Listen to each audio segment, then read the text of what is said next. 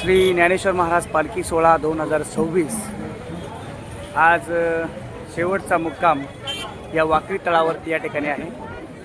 आपल्या सर्वांना मी माऊलींचं दर्शन घडवणार आहे। आपल्या मराठी न्यूज चॅनलच्या माध्यमातून आपल्याला ठिकाणी पाहायला मिळणार आहे। श्री संत योगीराज चांगावटेश्वर महाराज पालखी सासवड, जे साक्षात माऊलींना वाघावरती भेटायला आले होते आणि त्याच वेळी माऊलींनी भिंत चालवली त्यांना भेटण्यासाठी।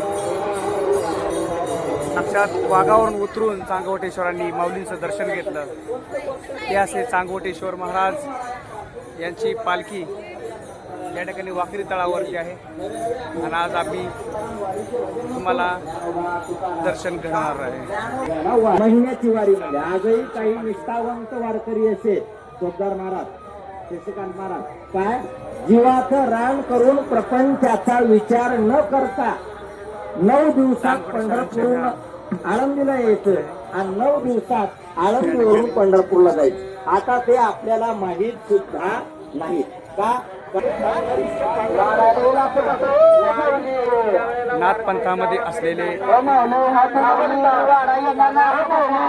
मच्छिंद्रनाथ बडे बाबा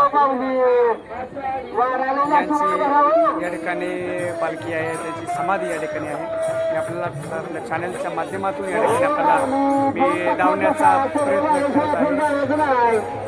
बडे बाबांची पालखी या ठिकाणी आपण पाहू शकता आणि हा वारकरी सोहळा या ठिकाणी वाकरीच्या या ठिकाणी मुक्कामी काल रात्री होता। त्याच्यानंतर बडे बाबा यांचा मी या ठिकाणी तुम्हाला हे लावत आहे।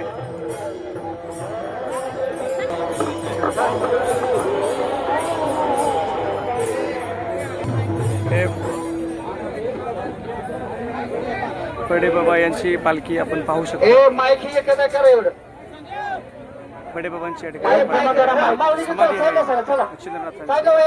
आपण आपल्या चॅनलच्या माध्यमातून या ठिकाणी आपण पाहू शकता। तुम्ही पुढे सरा, तुम्ही थोडंसं पुढे सरा, पूर्ण उठा। हे पण दिपंगत वाढताच येणार नाही, कसं वाढणार जेवायला?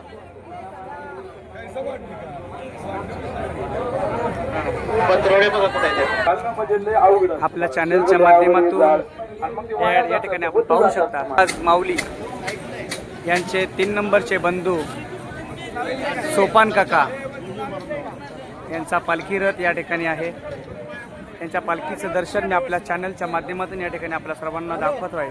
आपण सर्वांनी या ठिकाणी पाहायचं आहे। हा सोपान काका यांचा पालखीचा रथ आपल्या चॅनलच्या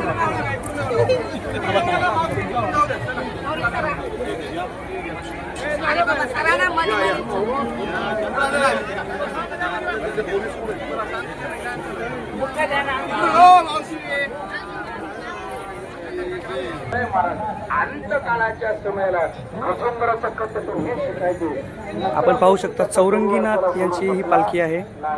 आपल्या चॅनलच्या माध्यमातून या ठिकाणी मी लावण्याचा प्रयत्न आपल्याला करत आहे।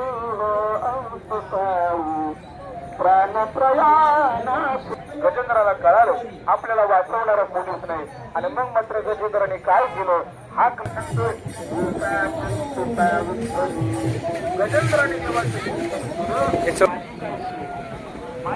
आपण पाहू शकता या ठिकाणी साधू संत आहेत। ओम नमो आदेश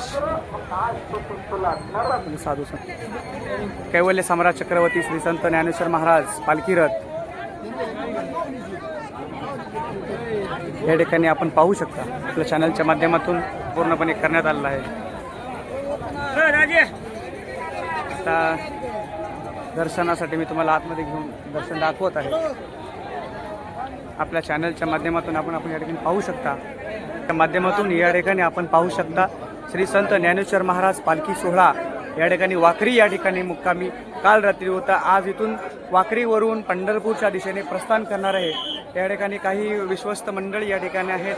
आपण पाहू शकता आपल्या चॅनलच्या माध्यमातून आपल्या चॅनलच्या माध्यमातून या ठिकाणी पाहू शकता आपण माऊलींची या ठिकाणी पूजा या ठिकाणी होत आहे।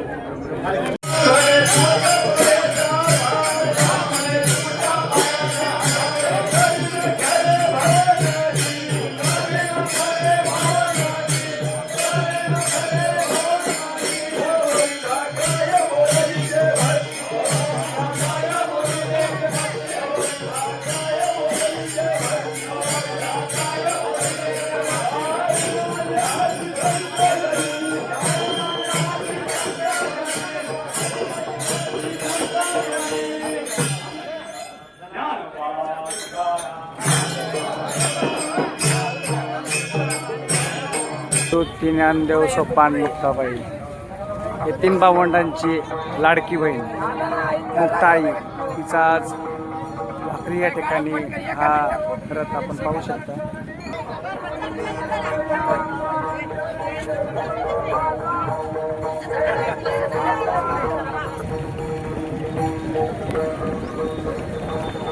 ज्ञानेश्वरा तुझी कीर्ती थोर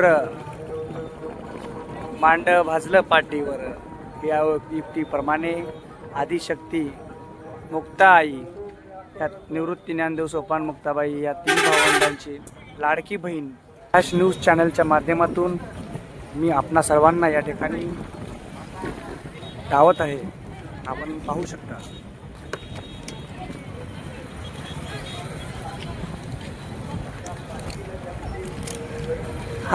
हा सुख सोहळा स्वर्गी नाही हे खरं आहे.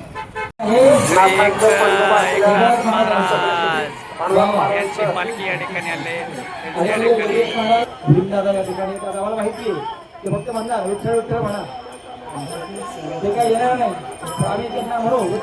रामकृष्ण हरी माऊली. मराठी फ्लॅश न्यूज 24 चॅनलच्या माध्यमातून या ठिकाणी आपल्या सर्वांना मी या ठिकाणी आषाढी एकादशी निमित्त सर्वांना या ठिकाणी हार्दिक शुभेच्छा.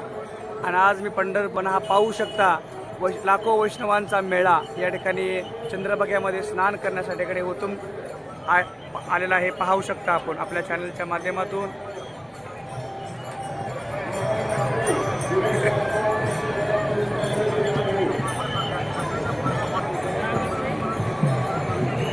हे बघतो